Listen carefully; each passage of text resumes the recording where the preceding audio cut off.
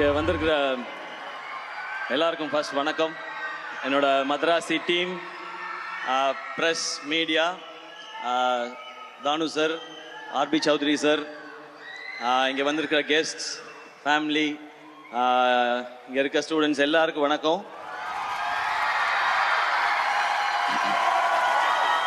நான் விழும்போது கை கொடுத்து,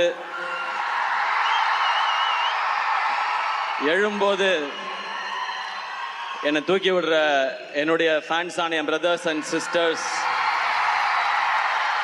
எல்லாருக்கும் வணக்கம், நன்றி. ஃபர்ஸ்ட் எல்லாருக்கும் ஒரு தேங்க்ஸ் சொல்லிக்கிறேன். இதுக்கு முன்னாடி அமரனுக்கு நீங்கள் கொடுத்த வரவேற்புக்கு ரொம்ப பெரிய நன்றி. இது அமரனுக்கு அடுத்த படம் மதராசி. பட் இதுக்குள்ளே போகிறதுக்கு முன்னாடி நான் ஃபஸ்ட்டு யோசிச்சது என்னென்னா, இப்போ நம்ம ஒரு ஃபங்க்ஷன், ஒரு ஈவெண்ட் அப்படின்னா ஸ்டேஜ் முக்கியம், லைட்ஸ் முக்கியம், பெர்ஃபார்மன்ஸ் முக்கியம், இந்த மாதிரி சூப்பரான ஆங்கர்ஸ் முக்கியம்.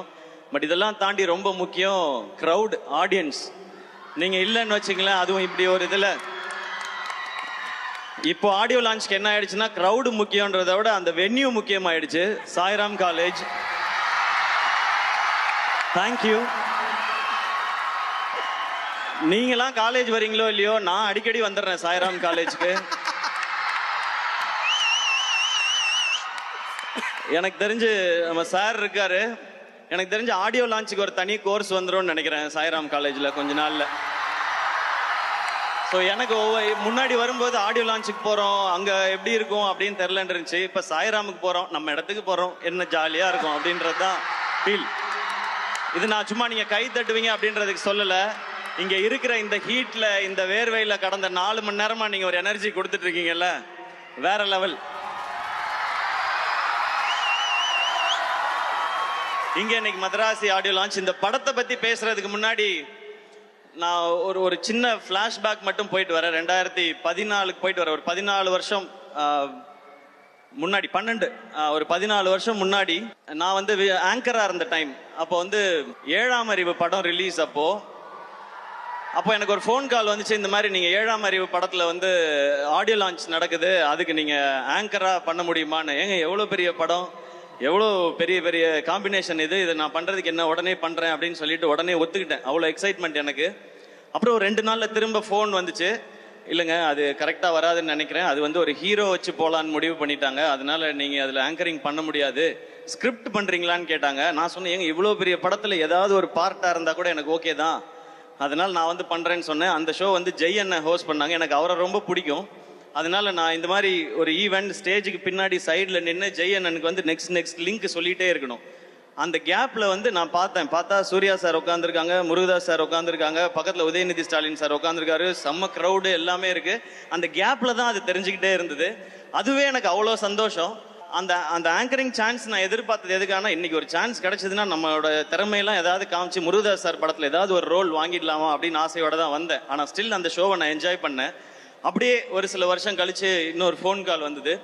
முருகதாஸ் சாரோட ஏஆர் முருகதாஸ் ப்ரொடக்ஷன்ஸில் ஒரு படம் பண்ணுறாங்க, அவருடைய அசிஸ்டண்ட்டை வச்சு நீங்கள் ஹீரோவாக நடிக்கணும்னு சொல்கிறாங்க. அடடே, இதுக்கு தானே நம்ம ஆசைப்பட்டோம், நம்ம ரெடின்னு சொல்லி போனேன். அதுதான் அந்த மான் கராத்தே படம். அந்த படம் ஆடியோ லான்ச்சில் வந்து முருகதாஸ் சார் இருந்தாங்க, சீஃப் கெஸ்ட் வந்து சங்கர் சார். அப்போ நான் பேசும்போது சொல்லியிருந்தேன், நான் இப்போ தான் ஆரம்பிச்சிருக்கேன், என்னைக்காவது ஒரு நாள் நான் வந்து முருகதாஸ் சார் டைரக்ஷனில் நடிக்கணும், சங்கர் சார் டைரக்ஷனில் நடிக்கணும், அதுதான் என்னுடைய ஆசை, அதுக்கு என்னுடைய திறமையும் வியாபாரத்தையும் நிச்சயமாக வளர்த்துக்குவேன்னு சொல்லி பேசியிருந்தேன். அப்போ அந்த ஆடியோ லான்ச் வந்தப்போ, அப்போ தான் அந்த சோஷியல் மீடியா ஆரம்பித்த டைம். அதில் எல்லாருமே நிறையா கிண்டல் பண்ணாங்க. 2 படம் ஓடிடுச்சுன்னா உடனே உனக்கு முருகதாஸ் படம் கேட்குதா, சங்கர் படம் கேட்குதான்னு சொன்னாங்க. ஆனால் அன்னைக்கு ஒரு நம்பிக்கை மட்டும் இருந்துச்சு, விடாமல் உழைச்சா என்னைக்கோ ஒரு நாள் அது நடந்துரும்ன்ற நம்பிக்கை இருந்துச்சு. நீங்கள் கை தட்டிக்கிட்டே இருந்தீங்க, நான் ஓடிக்கிட்டே இருந்தேன். இன்னைக்கு மதராசி ஏஆர் முருகதாஸ் சார் டைரக்ஷன்ல நான் ஹீரோ இங்க நின்று பேசிக்கிட்டு இருக்கேன். இது நான் மட்டும் உழைச்சு அப்படி பண்ணிட்டெல்லாம் கிடையாது. நம்மால் ஒருத்தன் ஓடுறான்டா, அவனை தட்டி கொடுறா, தூக்கிட்டு போகணுண்டான்னு சொல்லி நீங்க எல்லாரும் கை தட்டி என்னை தூக்கிட்டு வந்தீங்க, நிக்க வச்சிருக்கீங்க. அந்த எனர்ஜியோட தான் இந்த படத்துல நான் வேலை பார்த்துருக்கேன். ஏஆர் முருகதாஸ் சார், நீங்க வந்து எல்லா ஹீரோஸ்க்கும் உங்களோட நடிக்கணும்னு ஆசை சார். ஏன்னா உங்களுடைய படங்கள் அந்த மாதிரி. உங்களுடைய முதல் படம் தலையோட தீனா, அவருக்கு தலைன்னு டைட்டில் கிடைச்ச படம். அந்த ஃபர்ஸ்ட் ஷாட் ஞாபகம் இருக்கு. அவர் அந்த தண்ணியில அவருடைய கால் ஷாட் ஒன்று வரும், ஒரு கண்ணாடி ஒன்று உடஞ்சிருக்கு, அதில் அவர் கண்ணு ஷாட் ஒன்று வரும், அது எனக்கு ஞாபகம் இருக்கு. அதுக்கடுத்து நீங்க கேப்டனை வச்சு ரமணா பண்ணீங்க. அது வரைக்கும் நம்ம பார்த்த கேப்டன் வேற, ஒரு மாஸ் ஹீரோவா இருந்த கேப்டனை மாஸ் லீடரா மாத்தினது ரமணா படமும் அவருடைய அந்த லுக்கும் பர்ஃபார்மன்ஸும். அதுக்கப்புறம் கஜினி சொல்லவே வேணாம். சூர்யா சாரை பயங்கரமா நம்ம ரசிச்சிட்டு இருக்கும்போது அவருக்கு 2 ஷேடு, இந்த பக்கம் வந்து சஞ்சய் ராமசாமின்னு பயங்கர ஸ்டைலிஷா ஒரு லவர் பாயா ஒரு சைடு, இன்னொரு சைடு அந்த மொரட்டு ஆக்ஷனா அவருடைய லுக். அதுக்கப்புறம் துப்பாக்கி, அது தமிழ் சினிமால ஹீரோஸோட மாச ரீடிஃபைன் பண்ண படம். அதுல விஜய் சார் எப்படி இருந்தாங்க, அந்த ஐ எம் வெயிட்டிங்கிறது பயங்கர ஸ்பெஷல். அதுக்கப்புறம் நீங்க கத்தி பண்ணீங்க, தர்பார் பண்ணீங்க. அது மட்டும் இல்லாம நீங்க ஒர்க் பண்ண ஹீரோஸ் எல்லாம் பார்த்தா சூப்பர் ஸ்டார் ரஜினி சார், இந்த பக்கம் சிரஞ்சீவி சார், இந்த பக்கம் மகேஷ் பாபு சார், அப்புறம் ஆமீர் கான் சார், சல்மான் கான் சார், இந்த வரிசையில சிவகார்த்திகேயனையும் சேர்த்துக்கிட்டதுக்கு ரொம்ப தேங்க்ஸ். எனக்கு இதெல்லாம் ரொம்ப சர்ரியல் மூமெண்ட் சார். இதெல்லாம் நான் இதுக்கு ஆசைப்பட்டு வரல, ஆனா இந்த மாதிரிலாம் என்னைக்காவது நடக்கும்னு ஒரு துளி நம்பிக்கையோட தான் இந்த மேடைக்கு வந்தேன்.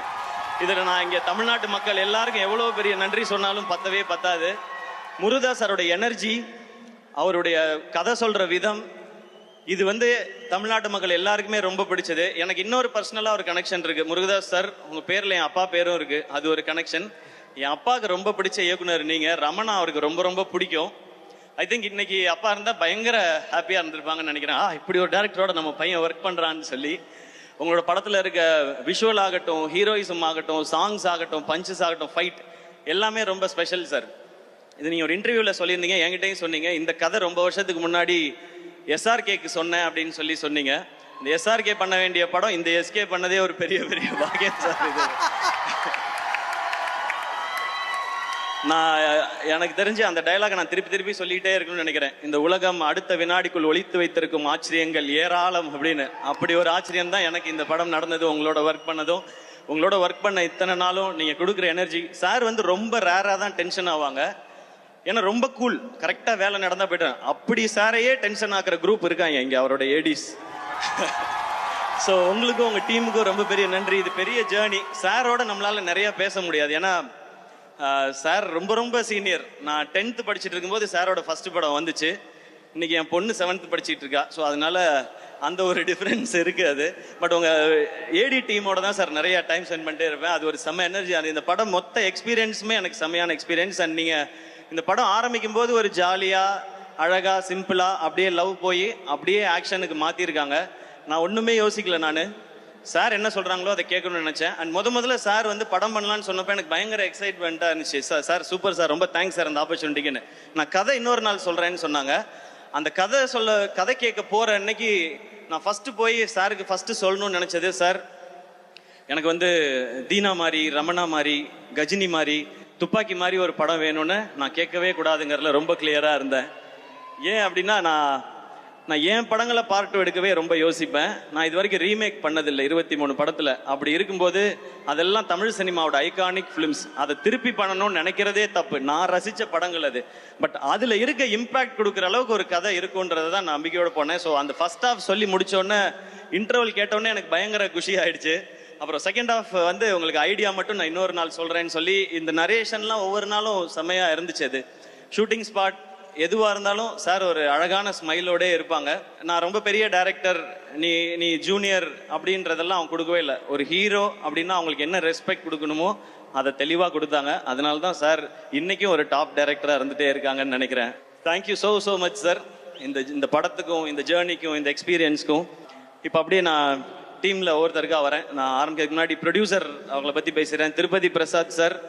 இப்போ நீங்கள் பார்த்தீங்க, அவர் வந்து வேட்டி சட்டை போட்டு ரொம்ப சிம்பிளா சாதாரணமா இருக்காரு. அவர் அப்படி கிடையாது. திருப்பதியில பாதி அவரோட தான் சார். நம்ம வந்து சார் ரொம்ப கஷ்டப்பட்டு இந்த படம் பண்ணுது சார் எனக்கு தெரியும் சார், திருப்பதியில நீங்க எப்படின்னு எனக்கு தெரியும் சார் அப்படின்வேன். சார் வந்து திருப்பதியில இருந்து எப்போ வந்தாலும், எனக்கு திருப்பதி கோயிலும் லட்டும் ரொம்ப ரொம்ப பிடிக்கும். எப்போ வந்தாலும் அந்த லட்டு வாங்கிட்டு வருவாரு. எனக்கு லட்டு நான் ஆசையா வாங்குறத பார்த்துட்டு எவ்ரி டைம் வரும்போது, சார் லட்டு கொடுக்குதோ, துட்டு எப்போ சார் கொடுக்குதோ அப்படின்னு சொல்லி நான் கேட்பேன். ஃபர்ஸ்ட் லட்டு கொடுக்குதோ, அப்புறமா துட்டு கொடுக்குதோ அப்படின்னு சொல்லுவார் அவரு. அவரோட பேசுறதே ரொம்ப ரொம்ப ஸ்வீட்டான ஒரு எக்ஸ்பீரியன்ஸ். அவர் ஒரு பயங்கரமான ஆள். அது உங்களுக்கு இந்த படம்லாம் பார்த்தீங்கன்னா தெரியும். இப்படி ஒரு படத்தை இப்படி எடுக்கணும்னு நினைச்சது சார். இந்த படத்துக்கு நீங்கள் செலவு பண்ணியிருக்கிறது அதெல்லாம் ஃபர்ஸ்ட் பேசும்போது இந்த காம்பினேஷன் அமைக்கிறது வந்து இது மாவீரன் ஷூட்டிங் நடந்துட்டு இருக்கும்போது ஆரம்பிச்சது இந்த ஜேர்னி.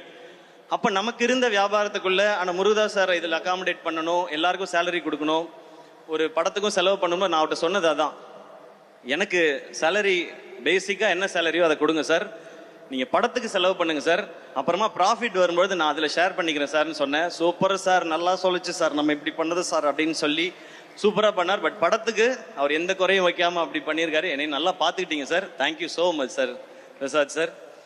அண்ட் படத்தோட டெக்னீஷியன்ஸ் வந்துடுறேன். சுதீப் எலமன் டிஓபி. இப்போ சார் சொன்னார்ல விரல் வந்து கட் ஆயிடுச்சுன்னு சொல்லி, உண்மையிலே தான் நான் ஹாஸ்பிட்டலில் போய் பார்க்குறேன், இந்த விரல் போயிடுச்சு சார் அப்படின்னாரு. விரல் போயிடுச்சா, என்ன சாதாரணமாக சொல்றீங்க, அது விடுங்க அது பிரச்சனை இல்லை அப்படின்னு. நம்ம ஷூட் பண்ணிட்டு இருக்கும்போது அவரை பார்த்தோன்னா திடீர்னு கேமரா பக்கத்தில் இருக்க மாட்டாரு. எங்கடா காணோம் அப்படின்னு பார்த்தா 2 சிகரெட்டை இழுத்துட்டு அந்த குடுமையை அள்ளி முடிஞ்சாருன்னா கேமரா வச்சுட்டு சிவதாண்டவம் ஆடிடுவாரு. அந்த மாதிரி ஒரு ஆள் அவரு. அண்ட் நான் ரோப்ல இருக்கேன். இப்போ இந்த படத்துல வந்து அபே வந்து என்ன பண்ணுவாப்னா, சார் ஷார்ட் ரெடி சார் அப்படின்னு கூப்பிட்டு போவாப்ல. அந்த ஷார்ட் எல்லாம் எப்படி இருக்குன்னா 80 அடி ஹைட்ல ரோப்ல தொங்குறது, 60 அடி ஹைட்ல ரோப்ல தொங்குறது. நான் அந்த ஒரு பாலத்துல இருந்து சார் பாலத்துல ஷார்ட் சார்னு சொல்லி தூக்கி இந்த பாலத்துல இருந்து நீங்க குதிக்கிற மாதிரி ஷார்ட். ஐயோ ஆக்ஷன்னா இந்த அளவுக்கு ஆக்ஷனாவா இருக்கும், அந்த மாதிரி இருக்கும். ஒரு ஷாட்ல நான் இப்ப சார் சொன்ன ஷாட் தான், நான் மேல ரோப் கட்டி ஏறிட்டே இருக்கேன், பக்கத்துல அவரும் ரோப்ல வந்து என்ன தாண்டி போயிட்டு இருக்காரு. சேட்டா எந்த இவடே ஷாட்டு ஒரு சாயா அடிக்குமோ அப்படின்னா ஃபர்ஸ்ட் டைவ் அடிக்கும் அப்புறமா சாயா அடிக்கும் அப்படின்வாரு. அந்த மாதிரி ஒரு ஒரு ரொம்ப அட்வென்ச்சரஸான ஒரு ஆளு Sudeep LMN. But Crazy working with you brother. அதுவும் ஃபைட் அவரும் கெவினும் சேர்ந்து எடுத்திருக்க விதம் டெஃபினட்டா நீங்க லவ் பண்ணுவீங்க. இப்ப ட்ரைலர் பாக்குற எல்லாருமே ஆக்ஷன் சூப்பரா இருக்குன்னு சொல்றாங்க. Kevin and Stephen great job, thank you. அதுக்கப்புறம் art director Arun Maaveeran work பண்ணவர். மாவீரன்ல நீங்க பார்த்த எல்லாமே மேக்சிமம் செட்டு தான், அதெல்லாம் ஒர்க் பண்ணவர் அவர் தான். இன்னைக்கு அந்த படத்துக்கு ஒரு பெரிய வரவேற்பு இருக்கு. மாவீரன் அப்படின்னா ஒரு ஸ்பெஷல் ஃபிலிமா வச்சிருக்காங்க. அதுக்கப்புறம் இந்த படத்துல சேர்ந்தது ரொம்ப ரொம்ப சந்தோஷம். And artist Vikrant brother, Shabeer brother, இவங்களோடலாம் ஒரு சூப்பர் எக்ஸ்பீரியன்ஸ். அண்ட் இந்த படத்துல பிஜு மேனன் சார் நடிக்கிறாருன்னு பயங்கர எக்ஸைட் ஆயிட்டேன். ஏன்னா எல்லார் மாதிரியும் நானும் ஐயப்பனும் கோஷியமுக்கு பயங்கரமான ஃபேன். அதுலயும் அந்த செருப்பை கழட்டி விட்டுட்டு ஒரு ஷாட் போவார்ல, அதெல்லாம் பார்த்து நம்ம பயங்கர பேஜாராயிருக்கோம். ஷூட்டுக்கு வருவாரு, அவர் ஷூட்ல நடந்து வரும்பொழுது வந்து ஹாய் ஹலோ அப்படின்னு சொல்லுவார். நமக்கு பக் பக்குன்னு இருக்கும். அந்த மாதிரி ஒரு வாய்ஸ், ஒரு பிரசன்ஸ். பட் பேசினா ஒரு ஒரு ஒரு கியூட்டான ஒரு பேபி, அவ்வளோ நல்ல ஹார்ட் அவருக்கு. இந்த படம் பண்ணிட்டு இருக்கும்போது நான் ப்ரொடக்ஷன்ல ஒரு படம் ரிலீஸ் ஆச்சு, இல்லை கொட்டுக்காளி ரிலீஸ் ஆச்சு. அப்போ அவர் என்கிட்ட வந்து சொன்னாரு, டக்குன்னு வந்து படம் ரிலீஸ் இல்லை அப்படின்னாரு. ஆமா சார், கேரளாவில் என்ன ப்ரமோஷன்னாலும் என்ன கூப்பிடுங்க, நான் வந்து பண்ணித்தரேன் அப்படின்னாரு. Thank you so much sir. Your ஒரு கிரேட் பர்சன் சார். உங்களோட ஒர்க் பண்ணது, கத்துக்கிட்டது, வாய்ஸை எப்படி ஒரு சீனுக்கு யூஸ் பண்ணுங்கிறத நான் அவர் நடிக்கும் போது பார்த்துக்கிட்டே இருந்தேன். Thank you so much sir. இந்த படத்தில் நீங்கள் நடித்தது, உங்க கூட நான் நடித்தது எனக்கு ரொம்ப ரொம்ப சந்தோஷம் சார். அண்ட் இந்த படத்தில் ராஜேஷ்னு சொல்லிட்டு எனக்கு இந்த கேரக்டருக்காக ஆக்டிங் ட்ரெயின் பண்ணி கொடுத்தார் ராஜேஷ். அவர் இந்த படத்தில் நடிச்சும் இருக்காரு. இதுக்கு யாராவது ஒருத்தர் அப்படி வேணும்னு சார் கேட்கும் பொழுது எனக்கு ரொம்ப சந்தோஷமா இருந்து. இப்படி யாராவது ஒருத்தர் நம்மளை கைட் பண்ண நல்லா இருக்கும். சாரோட ஸ்கிரிப்ட், அவருடைய டைரக்ஷன் எல்லாம் என்னை எவ்வளோ நல்லா பெர்ஃபார்ம் பண்ண வச்சோம். இந்த படம் பார்த்து உங்களுக்கு பிடிச்சதுன்னா அதில் ஒரு பங்கு ராஜேஷ் அவர்களுக்கும் இருக்கு. Thank you so much Rajesh. எனக்கு கூடவே இருந்து அவ்வளோ பார்த்துக்கிட்டாரு டப்பிங் வரைக்கும். தேங்க்யூ. ருக்மிணி. இந்த படம் மதராசின்றது ஒரு ஒரு ஒரு மேட்னஸ், ஒரு ஆக்ஷனாக இருக்கட்டும், லவ்வாக இருக்கட்டும், அது ஒரு மேட்னஸ். அது லவ் எவர்கிரீன். தியாகராஜ பாகவதர் காலத்தில் ஆரம்பிச்சு அனிருத் அவர்களுடைய காலம் வரைக்கும் லவ்ங்கிறது வந்து எப்பவுமே எவர்கிரீனா இருக்கிறது. அந்த காலத்துலலாம் லவ் ரொம்ப நல்லா இருந்துச்சுப்பா. இந்த காலத்துல இந்த ஜென்சி பசங்க லவ்வே சரியில்லைப்பா அவனுங்க, அப்படிலாம் கிடையவே கிடையாது. எல்லா காலத்துலயும் லவ்ங்கிறது பியூர். லவ் பண்ற பசங்களாகட்டும், லவ் பண்ற பொண்ணுங்களாகட்டும், உண்மையா ஒரு பார்ட்னர் கிடைச்சிட்டா அவங்களுக்காக என்ன எக்ஸ்ட்ரீமுக்கும் போவாங்க, என்ன வேணாலும் செய்வாங்க. அப்படி அப்படி உண்மையா ஒரு லவ் கிடைச்சா அந்த மாலதின்ற பொண்ணுக்காக ரகு என்ன எக்ஸ்ட்ரீம் வரைக்கும் போவான் அந்த பொண்ணுக்காக அப்படின்றதான் இதனுடைய ரொம்ப கோர் தாட். கதையை ஒன்றும் ரொம்ப சொல்ல இல்லை சார். ஸோ அதான் சொல்லிட்டேன், அப்புறம் என்னன்றீங்களா சார்? இல்லை ஓகே சார், அவ்வளோட நிறுத்திக்கிறேன் சார். நான் அதுக்கு ஒரு கேரக்டர் வேணும்போது சார் சொன்னாங்க ருக்மிணி இந்த ரோலை பண்றாங்க அப்படின்னு சொன்னாங்க. ஏன்னா அந்த லவ்ன்றது அந்த அந்த ஹீரோயினையோ அந்த பொண்ணையோ நமக்கு ரொம்ப பிடிக்கணும். ஏன்னா ரியல் லைஃப்ல பார்த்தீங்கன்னா ஒரு பையன் தான் ஹீரோவா உணர்றதே ஒரு பொண்ணு அந்த பையனை திரும்பி பார்க்கும்போது தான். அந்த பொண்ணு அவனை லவ் பண்ணும்போது தான் அவன் தான் ஒரு ஹீரோன்னு நினைச்சு இருப்பான். அதுவும் ஒரு பொண்ணு காலத்துக்கும் நான் உன் கூடயே வரேன்னு கையை பிடிச்சிட்டான்னா அவன் சூப்பர் ஹீரோ தான் அது. ஸோ அப்படி ஒரு கேரக்டர் ஒரு பொண்ணு இருக்கணும்னா அதுக்கு ருக்மிணின்னு சொல்லும்போது நான் அந்த டைம் தான் சப்தசாகரதா செல்லோ பார்த்துருந்தேன். கரெக்டாக சொல்கிறேன்னா ஓகே, அதோட சைடியே பார்த்துருந்தேன் நான். அப்புறம் இவங்க அந்த கேரக்டருக்கு ரொம்ப நல்லா இருப்பாங்க. இந்த படம் பார்க்குற எல்லாருக்கும் மாலதியை ரொம்ப பிடிக்கும். அவங்கள பார்த்தா இந்த பொண்ணுக்காக என்ன வேணா செய்யலான்னு தோணும். அப்படியான ஒரு கேரக்டர் தான். ஸோ ருக்மிணி அவங்க ஷூட்டிங்கில் எப்படின்னா படிச்சுட்டே இருப்பாங்க, புக்கு படிச்சுட்டே இருப்பாங்க. நான் சும்மா ஏமாத்துறாங்க புக்கெல்லாம் வச்சுக்கிட்டு அப்படின்னு நினச்சேன். அப்புறம் பார்த்தா எழுதுவாங்க. ஒரு நாள் போய் கேட்டேன், என்னங்க எழுதுறீங்க அப்படின்னு கேட்டேன். இல்லை, என்னோட எக்ஸ்பீரியன்ஸை ஷூட்டிங்கில் நடக்கிற தாட்லாம் நான் எழுதுறேன்னு சொன்னாங்க. ஓ, படிக்கிற பொண்ணுடோ அப்படின்னு சொல்லி நான் முடிவு பண்ணிட்டேன். நீங்கள் காலேஜ்லலாம் பார்த்துருப்பீங்க, ஒரு பொண்ணு எல்லா இடத்துலையும் படிக்கும். பஸ்ஸில் படிக்கும், பஸ் ஸ்டாப்பில் படிக்கும், எல்லா இடத்துலையும் படிச்சுக்கிட்டே இருக்கும். இசிஇ ட்ரிபிள் பொண்ணுங்கள்லாம் இருப்பாங்க, அவங்களாம் எப்போ பார்த்தாலும் படிச்சுக்கிட்டே இருப்பாங்க. அந்த மாதிரி தான் அவங்க தான். ஆனால் பர்ஃபார்ம் பண்ணுவாங்க. அந்த மாதிரி அவங்களும் அந்த மாதிரி பர்ஃபார்ம் பண்ணியிருக்காங்க. Very happy to work with you. ஒரு ஒரு ரொம்ப ரொம்ப ஒரு ரொம்ப நல்ல கேரக்டர் நீங்கன்றது ஆன் ஸ்க்ரீனில் மட்டும் இல்லை, ஆஃப் ஸ்க்ரீன்லையும் நான் தெரிஞ்சுக்கிட்டேன். So very happy to work with you. And அவங்க இப்போ நிறையா பேன் இண்டியன் ஃபிலிம்ஸ் பண்ணிகிட்டே இருக்காங்க. எல்லாத்துக்கும் என்னுடைய விஷஸ். அவங்கள தொடர்ந்து அடுத்து நான் பேச போகிறது என்னுடைய உயிர் நண்பன், rock star, the most eligible bachelor, Anirudh. ஆக்சுவலாக அனி சாரும் நானும் பண்ணுற 8வது படம் அவர் சொன்ன மாதிரி நாங்கள் 8 படம் பண்ணியிருக்கோம். அது இல்லாமல் ஏகப்பட்ட ப்ரோமோ வீடியோ பண்ணியிருக்கோம். பட் இந்த எக்ஸ்பீரியன்ஸ் வந்து எங்கள் 2 பேருக்குள்ள இருக்கிறது வந்து ஒரு ஹீரோ, மியூசிக் டைரக்டர், ஒரு ஆர்டிஸ்ட், டெக்னீஷியன் அப்படி இருந்ததே கிடையாது. இது என்றைக்குமே அந்த ஃப்ரெண்டுன்றதுக்கும் ஒரு ஸ்டெப் மேலேன்னு நினைக்கிறேன். எனக்கு அவர் அவ்வளோ பிடிக்கும். எதிர்நீச்சல் ஹிட் ஆனப்போ நான் போய் அவர்கிட்ட சொன்னேன், சார் பாட்டெல்லாம் பயங்கரமாக போட்டிங்க, ஆல் காலேஜ் கேர்ள்ஸ், ஃபாரின் எல்லா பக்கமும் என்னை கொண்டு போய் சேர்த்துட்டீங்கன்னு. அவர் அவ்வளோ ஸ்வீட்டாக திரும்ப ஒரு பதில் சொன்னார், இல்லை சார் நீங்கள் தான் என் பாட்டை கொண்டு போய் பிஎன்சியில் சேர்த்துருக்கீங்கன்னு சொன்னார். எல்லாரும் கேட்பாங்க, உங்கள் 2 பேர் காம்பினேஷனோட சக்ஸஸ்க்கு என்ன ரீசன்னு. இதுதான் ரீசன். நான் அவர் தான் காரணம்னு சொல்லுவேன், அவர் என்ன தான் காரணம்னு சொல்லுவார்.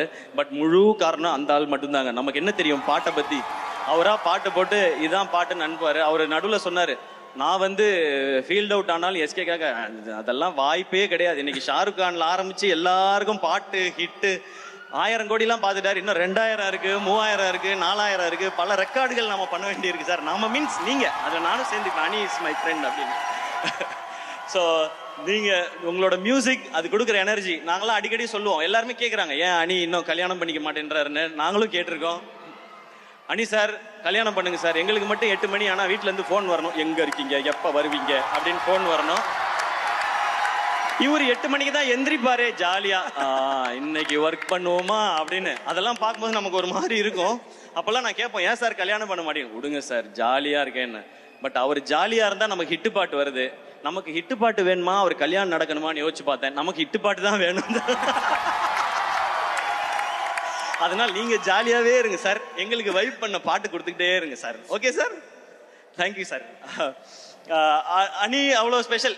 அனியோட எந்த அளவுக்கு க்ளோஸ்னா, இப்போ நான் போய் கேட்டேன்னா எந்த படம்னாலும் உடனே ஓகே சொல்லுவார், நோ ப்ராப்ளம் சார் பண்ணிடலாம் சார்னு. ஆனால் அவருக்கு நாங்கள் கொடுக்குற ரெஸ்பெக்ட், அவர் இன்னைக்கு வளர்ந்துருக்க அந்த க்ரோத், அந்த ஸ்டேச்சர், அதுக்கு நான் கொடுக்குற ரெஸ்பெக்ட் நான் அப்படி போய் கேட்கவே மாட்டேன். நான் எப்போ கேட்டாலும் பண்ணுவார். பட் அவருக்கு அந்த ஸ்டேச்சரை கொடுத்து அப்ரோச்னா, இவர் இவ்வளோ பெரிய மியூசிக் டைரக்டர் நம்ம போய் கேட்குறோன்னா அதுக்கேற்ற ப்ராஜெக்டோட தான் போய் கேட்கணுன்றதான் எங்களுக்கு எப்பவுமே தோணும். அப்படி தான் சார் இருப்போம். பாசம், லவ் எல்லாமே எப்பவுமே இருக்கும். பட் அதை தாண்டி நான் இந்த ரெஸ்பெக்ட் கொடுத்தாகணும். ஏன்னா நீங்கள் உலகம் ஃபுல்லாக ரீச் ஆகிருக்கீங்க சார். எங்கே போய் பார்த்தாலும் இவர் ஒரு கான்சர்ட் நடத்தினா எனக்கு எத்தனை மெசேஜ் வருதுன்னு எனக்கு தான் தெரியும். Get me 4 tickets, get me 2 tickets அப்படின்னு. டிக்கெட்லாம் அப்படி கிடைக்காது ராஜா, நீ அங்கே போய் ஏதாவது கண்டுபிடிச்சி எடுத்துக்கோ அப்படின்னு. Ani sir, your a big inspiration. எதுக்கு முக்கியமான சக்ஸஸ்க்கு மட்டும் இல்லை, அந்த சக்ஸஸை எப்படி ஹேண்டில் பண்ணணும்னு தெரிஞ்சுக்கிறதுக்கும். அண்ட் நீங்கள் சொன்ன அத்தனை வார்த்தைக்கும், அன்புக்கும், பாடல்களுக்கும் ரொம்ப ரொம்ப நன்றி. Love you sir, always love you. நான் எப்பவுமே மெசேஜில் அனுப்புறது தான் லவ் யூ சார். இந்த ப்ரோமான்ஸ் போயிட்டே தான் இருக்கும் எங்களுக்குள்ள, அது எப்பவுமே இருக்கும். அண்ணன் தம்பி அந்த மாதிரி ஃப்ரெண்டு எப்படி வேணாலும் வச்சுக்கலாம். Love you sir. அண்ட் மதராசிக்கு நீங்கள் கொடுத்துருக்க ட்ராக் சலம்பலை, அப்புறம் இப்போ வழிகிறேன். இன்னொன்று தங்கப்பூவேன்னு ஒரு பாடல் விவேக் ப்ரோ எழுதியிருக்காரு, ரொம்ப பியூட்டிஃபுல்லான சாங். அந்த சாங் நீங்கள் கேட்கறதுக்காக வெயிட் பண்ணிட்டு இருக்கோம். அண்ட் உங்களோட singers, lyricist super Subbu bro, super lyrics. And Aadesh bro thank you. And Vivek bro thanks. நான் ஆனால் தேங்க்ஸ்லாம் சொல்ல மாட்டேன், நம்ம நண்பர்களை அப்படியே மெயின்டைன் பண்ணிக்கலாம். ரொம்ப அழகான வரிகளோட அண்ட் ஒர்க் பண்ண மியூசிஷியன்ஸ், அனியோட டீம் எல்லாருக்கும் தேங்க்ஸ். நம்ம மேட்னஸ் இந்த படத்துல சொல்லும்போது லவ் அண்ட் ஆக்ஷன் இருக்கு. ஆக்ஷன் இன்னொரு பக்கம் ஒரு பயங்கர மேடான ஒரு ஒர்க் இருக்கு. ஸோ வில்லன் யார் பண்றா அப்படின் போது சார் சொன்னாங்க வித்யுத் ஜாம்வால் அப்படின்னாங்க. வித்யுத் ஜாம்வாலா அட்டேங்க அப்பா பயங்கரமா இருப்பாப்லையே அப்படின்னு சொல்லி தான் எனக்கு தோணுச்சு. அப்போ ஒரு ஷூட்டிங் ஸ்பாட் வந்தப்போ ஃபர்ஸ்ட் டே சந்திக்க போறேன். நான் என்ன பண்ணேன், தூத்துக்குடியில ஷூட் பண்ணும்போது காலையில 4 மணிக்கு எந்திரிச்சு திருச்செந்தூர் கோயில் போறதுக்காக கிளம்பிட்டு இருந்தேன். நான் வெளியே வந்தா தூரத்துல ஒரு உருவம், நல்ல ஹைட்டு, கை வந்து கிரிக்கெட் பேட் மாதிரி இருக்கு. ஆள் அப்படியே திரும்பினா அது வித்யுத் ஜாம்வால். அது அவர் வந்து ஹாய் அப்படின்னு கை கொடுத்தாரு. நம்ம வந்து வேஷ்டி சட்டை நெத்தியில பட்டை போட்டுக்கிட்டு ஹாய் அப்படின்னு சொல்லி கையை கொடுத்தேன். நான் சிவா அப்படின்னாரு. Yes sir Siva great man, I'm very happy to work with யூனாரு. கை அப்பவே இருக்கியா பிடிச்சாப்ல. ஐயோ இவர் கூட தான் நம்ம ஃபைட் பண்ணணுமான்னு சொல்லிட்டு ஓகே சார் சி யூ இந்த ஈவினிங் சொல்லிட்டு கோயிலுக்கு போய் நேரா முருகா அந்த மனுஷன்ட்டு மட்டும் நீ பத்திரமா பாத்துக்க, ஒரு பஞ்சு மூஞ்சில விழுந்தாலும் உனக்கு என்னை அடையாளம் தெரியாம போயிடும், இது ஓம் பொறுப்பு நீ பாத்துக்கன்னு சொல்லி வந்தேன். அப்புறம் அந்த ஃபைட் வந்துச்சு, கிளைமேக்ஸ் ஃபைட்டு. அப்ப நான் மனசுக்குள்ள நினைச்சுக்கிட்டதெல்லாம் ஒண்ணுதான், அடிக்கிறோமோ இல்லையோ தடுக்கிறோம். லோஜக் மோஜக் பஜக் இதுதான் நம்ம தாரக மந்திரம்னு சொல்லிட்டு அங்க போனேன். ஆக்ஷன் பண்ணும்போது அந்த ஆள் தடுக்கிறாப்ல, தடுக்கும் போதே வலிக்குது. நான் அங்க நின்று பண்ணிட்டு வெளியே வந்து இந்த ஆள் உண்மையிலே அடிக்கிறான், இதை விடக்கூடாது அப்படின்னு சொல்லி இந்த ஃபைட்டை பயங்கரமா பண்ணி, ஏன்னா அவர் ப்ரொஃபஷனல், அவர் பயங்கரமா you can do it man, come on man, you can do it. நீ கையை மட்டும் கொடுக்காத, நீ நசுக்கி விட்டுருவ, இந்த வேலையை வச்சுக்காது அப்படின்னு சொல்லி தான் நான் பண்ணேன். பட் ஃபைட்டை பயங்கரமா பண்ணி ஆகணும், ஏன்னா ஸ்கிரிப்டோட ரொம்ப பீக் மூமெண்ட் அது, கிளைமேக்ஸ் பயங்கரமா இருக்கணும். அப்போ ஓகே நம்ம என்னமாவது பண்ணி ரிஹர்சல் பண்ணியாவது பண்ணிடலான்னு சொல்லி நான் முடிவு பண்ணி இறங்கி ஃபைட் பண்ணிட்டேன். அப்புறம் அவரே அப்ரிஷியேட் பண்ணார். அப்போ மனசுக்குள்ள நினைச்சுக்கிட்டேன், எத்தனை கேப்டன் படம், எத்தனை அர்ஜுன் படம், சரத்குமார் படம்லாம் பார்த்துருக்கோம், விடுவோமா நாங்க ஃபைட்டை அப்படின்னு சொல்லி அப்படி நின்றுட்டோம். ஒரு மாதிரி அவரோட சேர்ந்து படத்துல பார்க்கும்போது எக்ஸைட்டிங்கா இருக்கும். Vidyut Jammwal bro thank you so much. ஏன்னா அந்த சிங்க் வரணும் 2 பேருக்கும், இல்லைன்னா கண்டிப்பா 1-2 அடி விழும். அப்படியே விழுந்துச்சு, ரெக்கவர் ஆகிறதுக்கு 2-3 நாள் ஆச்சு. பதிலுக்கு அவருக்கும் 2-3 விழுந்திருக்கும், நம்மளும் அதை பண்ணியிருப்போம் இல்லையா. அந்த மாதிரி தானே நம்ம ஸ்கூல்ல கில்லுனாலே சும்மா இருக்காது, இல்லை திருப்பி கில்றாள், நம்ம எப்படி அப்படி விடுவோம். ஸோ அதெல்லாம் நடந்துச்சு. பட் ஒரு கிவ் அண்ட் டேக்ல நல்லா வந்திருக்குன்னு நம்புறேன். சார் அப்ரிஷியேட் பண்ணும்போது ரொம்ப சந்தோஷமா இருக்கு. இந்த இந்த இந்த ஷூட்டிங் ஸ்பாட்டே ஒரு மாதிரி நமக்கு ஒரு ரொம்ப சரியலான எக்ஸ்பீரியன்ஸ் தான். ஏன்னா அவங்க எல்லாருக்கும் தெரியும் எனக்கு துப்பாக்கி படம் எவ்வளோ பிடிக்கும்னு சொல்லி. நான் அந்த டைம்ல போட்ட ட்வீட் ஒன்று இருக்கு, இன்னைக்கு தேதியில கையில துப்பாக்கி வச்சிருக்கவனோட துப்பாக்கி டிக்கெட் வச்சிருக்கவன் தான் பெரிய ஆளு, I got the FDFS ticket I சேன்னு சொல்லியிருப்பேன். அந்த அளவுக்கு எனக்கு அந்த படம் பிடிக்கும். அந்த படம் ட்ரெய்லர் வரும்போதே எனக்கு அவ்வளோ ஆர்வம். இப்போ ஷூட்டிங்ல யோசிச்சு பாருங்க, எனக்கு இந்த பக்கம் துப்பாக்கி டைரக்டர், இந்த பக்கம் துப்பாக்கி வில்லன், நடுவுல நம்ம, அண்ட் இதுக்கு நடுவுல வந்து விஜய் சார் வந்து அவரோட ஒரு சீன் நமக்கு துப்பாக்கி கொடுக்குற மாதிரி. இதை எதிர்பார்த்து அன்னைக்கு அந்த ட்வீட் நான் போடல, சார் படத்துல நடிப்பேன்னு நினைச்சு நான் போடல, இதெல்லாம் நடக்கும்னு நினைச்சு போடல. இது கடவுளும் நீங்களும் கொடுத்தது, இப்படிதான் நடக்கணும்னு நீங்க முடிவு பண்ணிருக்கீங்க, அது படி போயிட்டு இருக்கு. ஸோ இது அத்தனைக்கும் உங்க எல்லாருக்கும் நான் நன்றி சொல்லணும்னு நினைக்கிறேன். அண்ட் இவ்வளவு தூரம் அதை பேசிட்டதுனால அந்த ஒரு மேட்டரை இங்க பேசிடலான்னு நினைக்கிறேன் நான். ஏன்னா இவ்வளவு தூரம் அப்படியே நார்மலா தான் இருந்துச்சு, சரி அது வேணுமா வேணாமான்னு மைண்டுக்குள்ள ஓடிட்டே இருக்கு. பட் துப்பாக்கி இதெல்லாம் பேசியாச்சு, அதனால நான் அதையும் பேசிடுறேன். இந்த விஜய் சாரோட இந்த சீன் நடிச்சதுக்கு அப்புறம் நிறைய பேருக்கு ரொம்ப சந்தோஷம், ரொம்ப அழகா இருக்கேன் இந்த சீனுன்னு சொல்லி. நான் அதை பார்க்குற விதம் வந்து நல்லா பண்ற தம்பி, நீ இதை இன்னும் நல்லா பண்ணுன்னு அவர் தட்டி கொடுக்கறதா தான் நான் பார்த்தேன். ஆனா ஒரு சிலர் என்ன சொல்ல ஆரம்பிச்சிட்டாங்கன்னா, இவர் வந்து அடுத்த தளபதியாக பார்க்கறாரு, இவர் வந்து அந்த தளபதியாக பார்க்கறாரு, இந்த தளபதியாக பார்க்கறாரு, குட்டி தளபதி, திடீர் தளபதி அப்படிலாம் சொல்றாங்க. நான் சொல்லிக்கிறது ஒன்னே ஒண்ணுதான், நான் அப்படி நினைக்கிற ஆளா இருந்தா அவரு என்கிட்ட துப்பாக்கியை கொடுத்திருக்க மாட்டாரு, நானும் வாங்கியிருக்க மாட்டேன். அண்ணன் அண்ணன் தான், தம்பி தம்பி தான். இந்த லெவல்லயே நான் இதை புரிஞ்சுக்கிட்டு இப்படிதான் இருக்கணும்னு நான் நினைக்கிறேன். இதை இந்த மேடையில தெளிவாகவும் சொல்லிக்கிறேன். ஏன்னா எங்கெங்கயோ சொல்லி பார்த்தேன், அதை சிலர் விடுறதா இல்ல. இப்ப என்ன சொல்றாங்கன்னா, இவர் வந்து அவருடைய ரசிகர்களை பிடிக்கணும்னு நினைக்கிறார். அப்படிலாம் யார் ரசிகர்களையும் யாரும் பிடிச்சிட முடியாது ராஜா. ரசிகர்ன்றது ஒரு பவர், ஒரு பவர் அது. விஜய் சார் வந்து இன்னைக்கு நான் படம் லாஸ்ட் படம் நடிக்கிறேன், அடுத்து அரசியலுக்கு போறேன் போது பின்னாடியே அவரோட நின்று போறாங்க. தல அஜித் சார் மன்றத்தை கலைச்சு ரொம்ப வருஷம் ஆச்சு. நீங்க மன்றத்தை கலைச்சாலும் பரவாயில்ல, நாங்க உங்க கூட தான் நிப்போன்னு நிக்கிறாங்க. இந்த பக்கம் கமல் சார், அவர் மாதிரி பெர்ஃபார்ம் பண்ண இந்தியாவிலே ஆள் கிடையாது. அவர் வெற்றி தோல்வி இதெல்லாம் விட்டுட்டு உண்மையான கலைஞன், என்னோட கலைஞன், உலக நாயகன் கூட இன்னமும் நிக்கிறாங்க. இந்த பக்கம் சூப்பர் ஸ்டார் ரஜினிகாந்த் சார் 50 வருஷமா சூப்பர் ஸ்டாரா நிற்கும் போது அவங்களோட நிக்கிறாங்க. இந்த மாதிரி தான் அடுத்து இருக்க Suriya sir, Vikram sir, Simbu sir, Dhanush sir, இவங்க எல்லாருக்கும் ரசிகர்கள் இருக்கிறாங்க. அப்படி போய் அவங்க ரசிகர்களை நம்ம எடுத்துக்க முடியாது. நம்ம ரசிகர்களை சம்பாதிக்கணும். என்னோட ஸ்ட்ரென்த்துக்கு நான் ஏதோ ஒரு 13 வருஷம் போராடி விழுந்து எந்திரிச்சு கஷ்டப்பட்டு நான் கொஞ்சம் பேரை சம்பாரிச்சிருக்கேன் இங்க.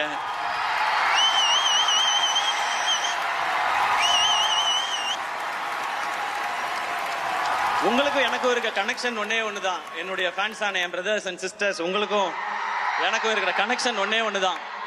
நான் நல்லா இருக்கணும், என் குடும்பம் நல்லா இருக்கணும், நான் ஜெயிக்கணும்னு நீங்க நினைக்கிறீங்க, அதே தான் நானும் நினைக்கிறேன். நீங்க நல்லா இருக்கணும், உங்க குடும்பம் நல்லா இருக்கணும், நீங்களும் வாழ்க்கையில ஜெயிக்கணும்னு நான் நினைக்கிறேன். இவ்வளவுதான் நமக்குள்ள இருக்க பாண்டிங். இதுக்குள்ள 1000 விமர்சனம் வரும், அதை பத்தி நம்ம கவலைப்பட வேணாம். நல்ல விமர்சனங்கள் வந்தா நம்மளை திருத்திக்கிறதுக்கு எடுத்துப்போம். தேவையில்லாத, ஏன்னா விமர்சனங்கள் பார்க்காத ஆளே கிடையாது. சச்சின் டெண்டுல்கர் எல்லாருக்கும் பிடிச்சவர் தான். அவர் என்ன சொன்னாங்க, 90s வந்தாலே நர்வஸ் ஆயிடுவாரு, அவர் அவுட் ஆயிடுவார். டேய் 100 அடிச்சவனாடா 90 வந்தா நர்வஸ் ஆகுறான், என்னடா பேசுறீங்கன்றது இருக்கும். இந்த பக்கம் இப்ப வந்தா ஒரு ஐபிஎல் கொஞ்சம் ஒரு மாதிரி இருக்கும்போது தோனி அவரை பத்தி, அவர் எதுக்குங்க, இதுக்கு என்னங்க ஏதுன்னா, 5 IPL cup Chennai super Kings அடிச்சிருக்கு. இது போய் நீங்க இவர் இருக்கலாமா போலாமான்னு. சோ அப்பேற்பட்ட சாதனை பண்ண அவருக்கே விமர்சனங்கள் வருதுன்னா நம்ம இப்பதான் ஆரம்பிச்சு போயிட்டு இருக்கோம். நம்ம மேலே விமர்சனங்கள் வரும், அதுல நல்லதை எடுத்துப்போம். என்ன நம்ம மேல புதுசா விமர்சனம் வருது. நான் ஏதாவது ஒரு படம் நல்லா இருக்குன்னு கூப்பிட்டு பாராட்டினா, இதோ இவரு பாராட்டுறாருப்பா இந்த படத்தை அப்படின்றாங்க. அவங்களுக்கு நம்ம என்ன பதில் சொல்ல முடியும்? நல்லது பண்றதுக்கு நாங்க ஏன்டா யோசிக்கணும், இதை இப்படியே நாங்க பண்ணிட்டு போயிட்டே இருக்கோன்றதான் நம்ம சொல்லணும்னு நினைக்கிறோம். அதனால இதுக்குள்ள உண்மையிலே நம்ம இந்த தவறை திருத்திக்கிட்டா நல்லா வரலான்ற விமர்சனங்கள் இருக்கும். அதை நம்ம கரெக்டா கிராப் பண்ணிக்கணும். சோசியல் மீடியால எதையாவது சொல்லுவாங்க, முகம் தெரியாத ஆட்கள் நம்மளை ஏதாவது நம்ம கான்பிடன்ஸ் உடைக்க நினைக்கிறாங்கன்னா அதுக்கு நீங்க முதல்ல இதாயிடாதீங்க. ஏன்னா நம்மளுடைய இலக்கு இங்க யாரையும் போட்டியா நினைக்கிறது இல்லை, யாரையும் ஜெயிக்கிறது இல்லை, அன்பை சம்பாதிக்கிறது. நான் உங்களை சம்பாரிச்ச மாதிரி நீங்க என்ன சம்பாரிச்ச மாதிரி, இதுதான் நம்மளுடைய மெயின் மோட்டிவா இருக்கணும். ஒரே ஒரு இன்சிடென்ட் மட்டும் சொல்லிடுறேன். அமரன் படம் டிவியில டெலிகாஸ்ட் ஆச்சு. அதுக்கு அடுத்த நாள் ஒரு அம்மா பாக்குறதுக்கு ரொம்ப நேரமா வெயிட் பண்ணிட்டே இருந்தாங்க. அப்ப நான் என்ன ரொம்ப நேரமா இருக்காங்களே வாங்கம்மான்னு சொன்னேன். அவங்க உள்ள வந்த உடனே கண்ணெல்லாம் கலங்கிட்டு, நேற்று நைட் அமரன் படம் டிவியில பார்த்தோம், அந்த கிளைமேக்ஸ் பார்த்தோன்னே ஒரு மாதிரி ஆயிடுச்சு. சினிமா தான் தெரியும், ஆனா இருந்தாலும் உங்களை அப்படி பார்க்கும்போது ஒரு மாதிரி ஆயிடுச்சு, உங்களை ஒரு தடவை தொட்டு பார்த்துக்கிட்டுமான்னு சொல்லி தொட்டு பார்த்தாங்க. எனக்கு எமோஷனல் ஆயிடுச்சு. அப்ப சொன்னாங்க, நாங்க ஒரு ஓல்டேஜ் ஹோம்ல இருக்கோம், அங்க நிறைய பெரியவங்க வயசானவங்க எல்லாம் இருக்காங்க. நேற்று படம் பார்த்ததுக்கு அப்புறம் அவங்கள நிறைய பேர் சாப்பிடல, ஒரு மாதிரி டிசப்பாயிண்ட் ஆகி தூங்கிட்டாங்க, ஒரு மாதிரி அப்செட் ஆயிட்டாங்க. அவங்க கிட்ட நீங்க போன்ல பேச முடியுமான்னாங்க. நான் வீடியோ கால் போடுங்கன்னு. வீடியோ காலில் நிறைய பேர் பேசினாங்க.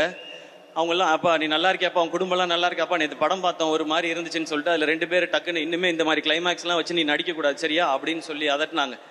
அப்பதான் நான் புரிஞ்சுக்கிட்டேன். எப்பவுமே எல்லாரும் சொல்றாங்க, நான் நம்ம வீட்டு பிள்ளைன்றது வெறும் டைட்டில் மட்டும் இல்ல, அவங்க அப்படிதான் நினைக்கிறாங்கன்றத அந்த செகண்ட் உணர்ந்தாங்க. நான் உழைக்கிறதுக்கு மேல ஒரு அன்பை நீங்க கொடுத்துக்கிட்டே இருக்கீங்க, அந்த அன்புக்கு மேல நான் உழைக்கணும்னு ஓடிக்கிட்டே இருக்கேன். இது மட்டும்தான் என் மைண்ட்ல இருக்கு. இன்னும் கடுமையா உழைச்சிட்டே இருப்பேன். நீங்களும் அதே மாதிரி இருங்க. இன்னைக்கு ரொம்ப தூரத்துல இருந்தெல்லாம் நிறைய பேர் வந்திருக்கீங்க, என்னுடைய தம்பிகள் எல்லாம் வந்திருக்கீங்க, தங்கச்சி தம்பிகள் எல்லாம். திரும்ப பத்திரமா வீட்டுக்கு போங்க, எதை பத்தியும் கவலைப்படாதீங்க. ஏன்னா லைஃப்ல சக்சஸ்ங்கிறது இந்த பாக்ஸ் ஆபீஸ் நம்பர்ஸ் அது வர்றது அது இல்லவே இல்லை. அது நம்ம எவ்வளவு அன்பை சம்பாதிக்கிறோன்றது ஒரு பக்கம்.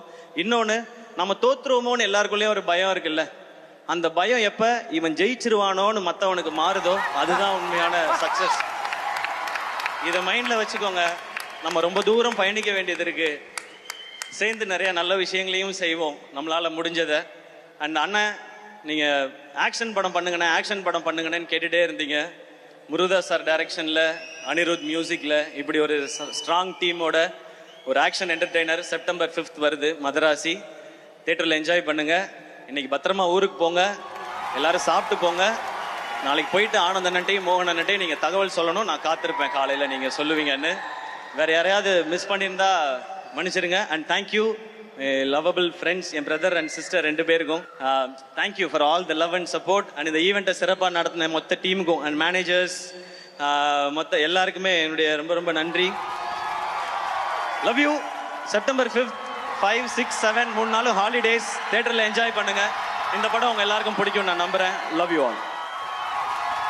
அண்ணா எஸ்கண்ணே, நீங்க திரும்பி லவ் யூ சொல்றதுக்கு தான் நம்ம ஆங்கரா வந்தோன்றதே ஞாபகம் வருது. ஆடியன்ஸா மாத்திட்டீங்க இவ்வளவு நேரம் எங்களையும். அப்படி ஒரு அமேசிங்கான விஷயங்கள்.